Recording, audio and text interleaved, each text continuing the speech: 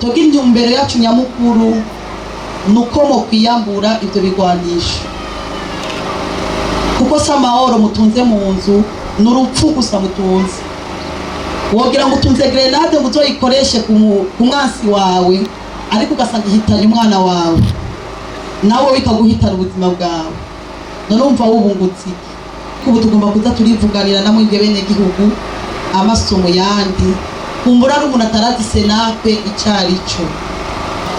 Tubabarire ingaruka mbi zigwirirana ry'ibigwanisho bito bito bicira umuriro. Ibigwanisho bito bito bicira umuriro birahungabanya akarere kose.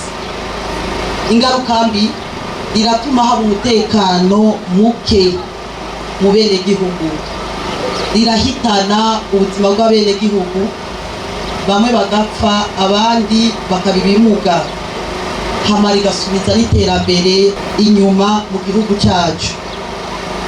Haba hariho ibihano byagiye birafatwa. Ufatanywe ikigwanisho agitunze atagifitiye uburenganzira ahanishwa n'ubu ahanishwa umunyororo uri hagati y'imyaka 2 n'imyaka 10 n'ihadabu y'amahera 100,000 gushika ku miliyoni 5 z'amafaranga y'amarundi.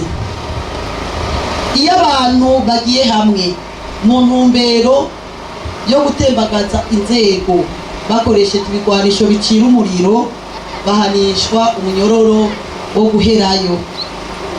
Nta muntu n'umwe afise uburenganzira bwo gutunga ibigwanisho bito bito bicira umuriro, kiretse abari mu nzego zo kubungabunga amahoro n'umutekano, n'abapolisi n'abasirikare, n'abantu bafitiye uruhusha rwa leta. Uko murumva ibihano umuntu tuzofata afise icyo kigwanisho atagifite uburenganzira, kuko twarabahimirije rwose mu byiyambure. Amatuta barandiriye twagira dusozere tubabarira aka kantu mwomenya neza ku bijyanye no kurwanya igwirirana n'ibigwanisho bito bito bicira umuriro.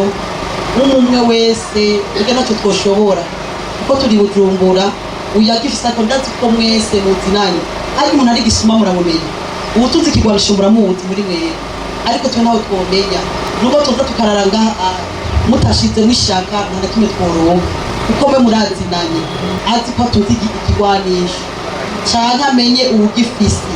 Nukuri turabasabye ko mukwegera umuntu umwe muri abo tugira tudondagura, si bose uwo mwobona ko yobabikira ibanga mufitiyambure, kuko mutunze urupfu.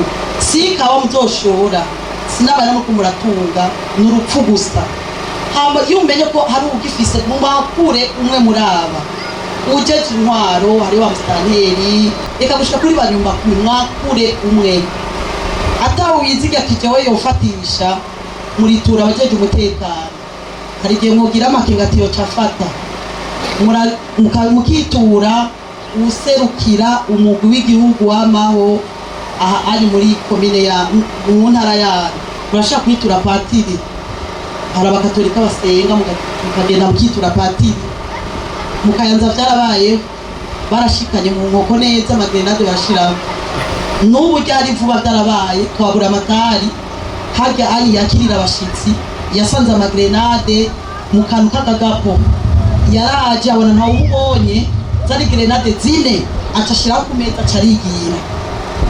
Muganga yagize nabi ari gutuma araba muri umwe tugira twababariye, agakurikira pasitori mugende mushikane mubare ati umbikira akabanga muvyiyabura. Hari abakitwa hama kuba musulman urashaka guha abashehe bayo.